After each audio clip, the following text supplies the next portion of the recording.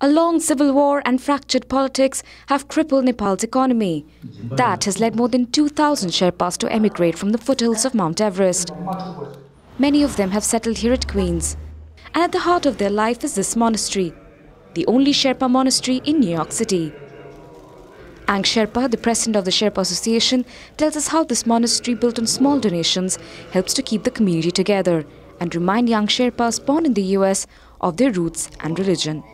The young people who go to school here, college, who came at a very young age, so they come and learn more about their cultures and where we came from, and that's been very important.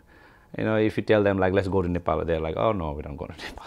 If kids who go once, they say, I don't want to go there. But 36-year-old Kami Sherpa's mind isn't on the prayers. His phone is flooded with election news back home. A monarchist, years ago, 2 of his brothers were allegedly kidnapped and tortured by the Maoists.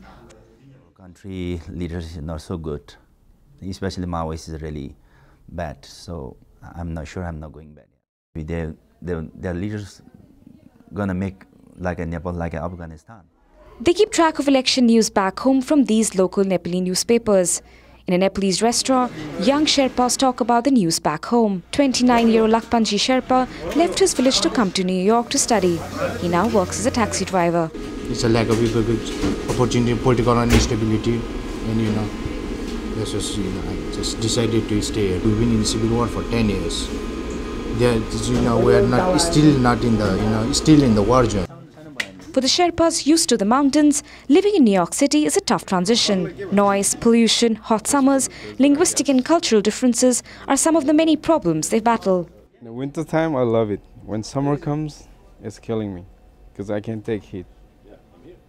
So when summer comes, I think I'm going to move it from New York.